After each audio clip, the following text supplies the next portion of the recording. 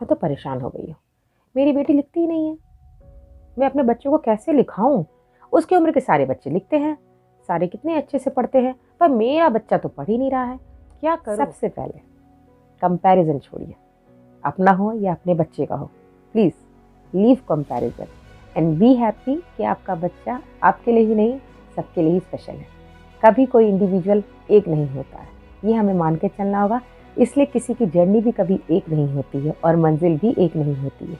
तो हमें अगर राइटिंग के लिए बच्चे को मोटिवेट करना है तो अपने मन में ये बात बैठा लीजिए कि हमें पेशेंस रखना है और हमें कंसिस्टेंसी रखनी है। ये दो चीज़ सबसे इम्पॉर्टेंट है बच्चे का राइटिंग स्किल डेवलप करने में। And secondly, please please please compare मत कीजिए अपने बच्चे को, क्योंकि कंपैरिजन से उसके अंदर कहीं ना कहीं घृणा आ जाएगी राइटिंग के लिए। तो हमें तो वो करना नहीं है। हमारा मोटिव है बच्चे को राइटिंग के लिए मोटिवेट करना, उसे इस तरह से रेडी करना कि वो राइटिंग के लिए खुद ब खुद मोटिवेटेड होकर आगे आए। तो उसके लिए आज मेरा ये वीडियो ज़रूर देखिए। मैं रिक्वेस्ट करूँगी इस वीडियो को अंत तक देखिए ताकि आपको आज मेरे से कुछ अच्छे अच्छे टिप्स और ट्रिक्स मिले अपने बच्चे को मोटिवेट करने के लिए राइटिंग के लिए। तो चलिए वीडियो स्टार्ट करते हैं। हेलो एंड नमस्ते, मैं रेनू आपका स्वागत करती हूँ in the very fresh episode of Momology with Renu.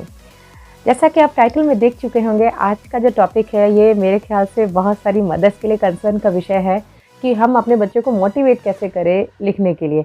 आप शायद उनके उम्र के बहुत सारे बच्चों को देखते होंगे, उनकी मदर्स अक्सर कहती होंगी कि मेरा बच्चा तो लिखता है, और समवेयर ये आपके अंदर एक रीज़न ऑफ कंसर्न डेवलप करता है। बट इसमें घबराने की कोई भी बात नहीं है, क्योंकि आज जो मैं आपसे टिप्स एंड ट्रिक्स शेयर करने वाली हूँ ये खुद मेरी बेटी पे मैंने अप्लाई किया हुआ है। मेरी बेटी जो अभी 3 साल 3 महीने की है, वो आज से 4-5 महीने पहले लिखना बिल्कुल भी पसंद नहीं करती थी।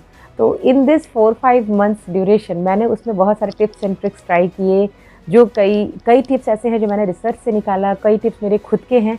तो उन सबको मैंने अमलगमेट करके एक प्लान बनाया और वही मैं आपसे आज शेयर करने आई हूँ।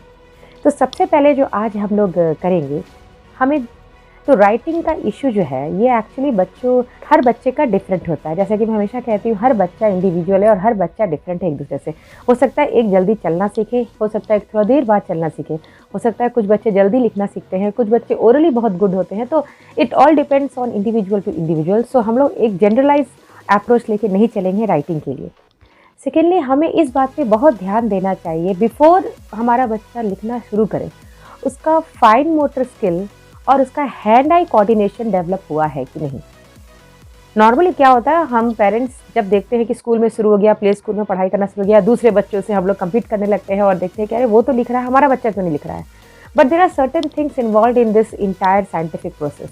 आपको पहले अपने बच्चे को पेंसिल और पेन देने से पहले आपको घरेलू चीज़ों से और खिलौनों से और टॉयज से, बहुत सारे ऐसे घर में अवेलेबल चीज़ हैं जिनसे आप उनका फाइन मोटर स्किल, मतलब जो स्मॉल मसल ग्रुप है जिनके कारण उनका पेंसिल ग्रिप डेवलप होता है, उसको हमें डेवलप करना पड़ता है। And secondly, hand eye coordination, जिससे कि आपका हाथ और आई का मूवमेंट कोऑर्डिनेटेड वे में चल रहा है। क्योंकि अगर आपका हैंड कहीं और चल रहा है, आपका आई कहीं और देख रहा है, तो आपका बच्चा नहीं लिख पाएगा। तो बच्चे का फाइन मोटर स्किल हम लोग कैसे डेवलप कर सकते हैं? Very simple.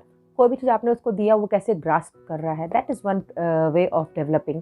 सेकेंडली, आप उसे ब्रश दे दीजिए, और वाटर पेंट है तो वो दीजिए, या सिंपल वाटर दे दीजिए एक छोटे से बोल में, और एक कैनवस दे दीजिए या एक पेज दे दीजिए, और उसको अपने मन से आप कुछ भी उसमें करने के लिए बोलिए। Please do not stop there कि आप ऐसे मत करो वैसे मत करो।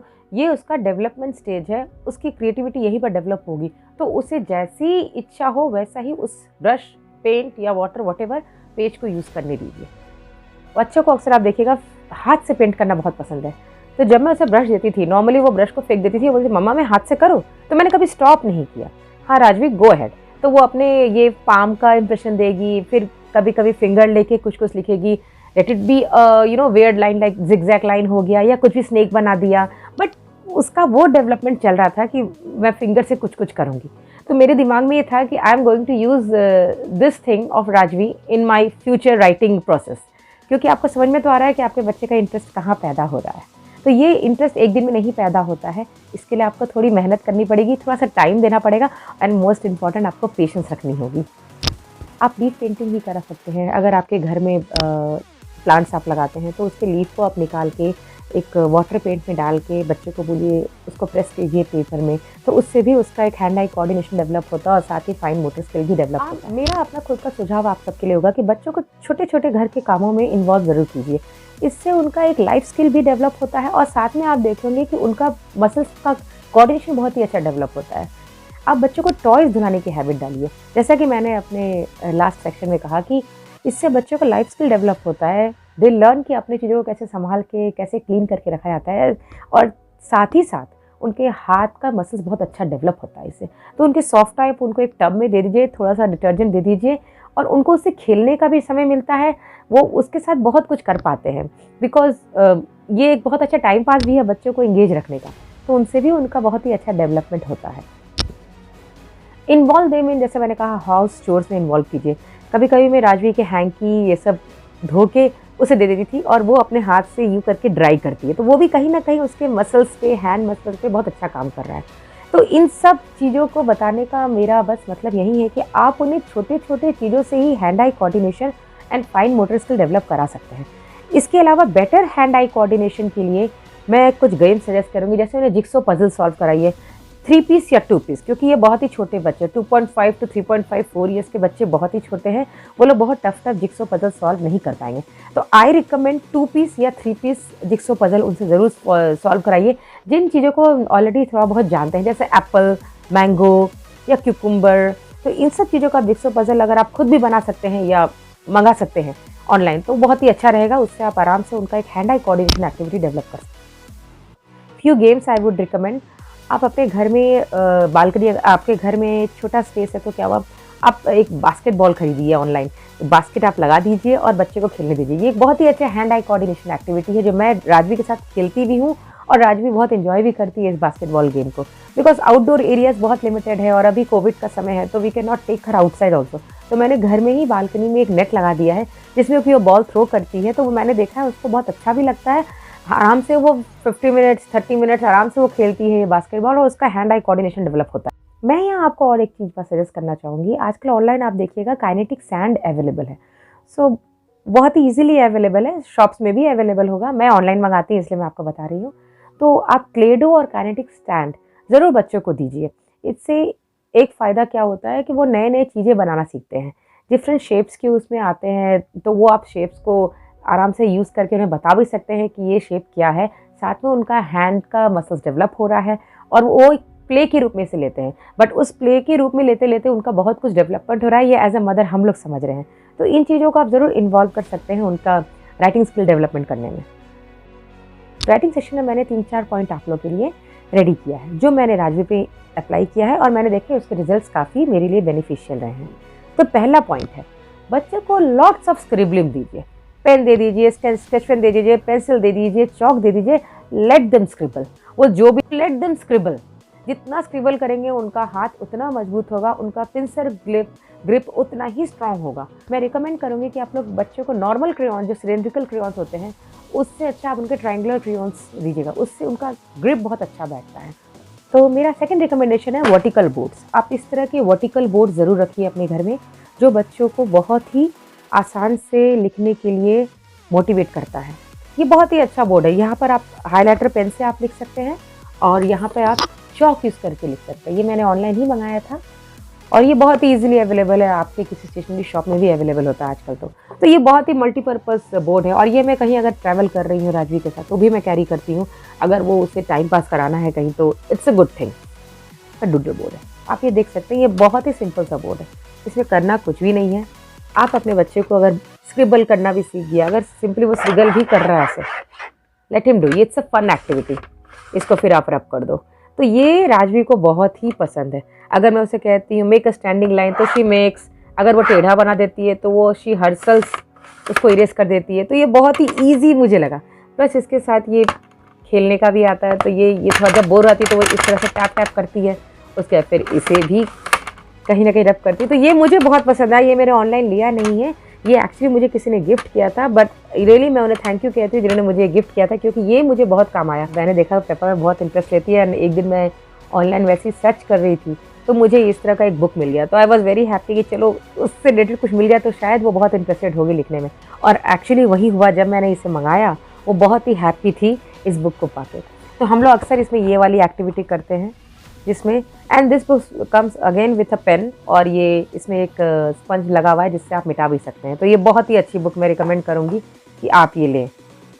तो इसको सिंपली, जैसे ये एक सिंपल एक्टिविटी है जिसमें ये है कि बाहर रेन हो रहा है तो पेपा कौन सा ड्रेस पहनेगी, तो इससे स्लैंटिंग लाइन, स्टैंडिंग लाइन, सबका डेवलपमेंट बहुत अच्छा होता है।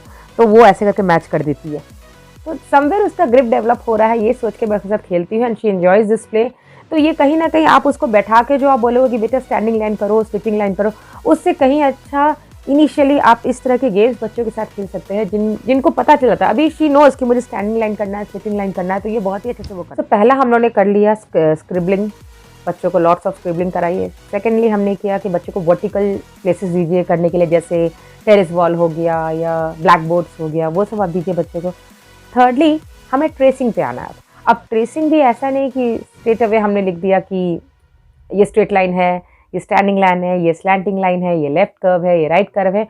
बच्चों को वैसा सिस्टमेटिक पढ़ाई पसंद नहीं आएगा, बिकॉज अभी वो लोग जस्ट शुरू कर रहे हैं। तो उसके लिए भी मेरे पास कुछ सजेशन है आपके लिए। मैंने एक फ़ाइल बनाया था राजवी के लिए, मैं आपसे आज वही शेयर करूँगी।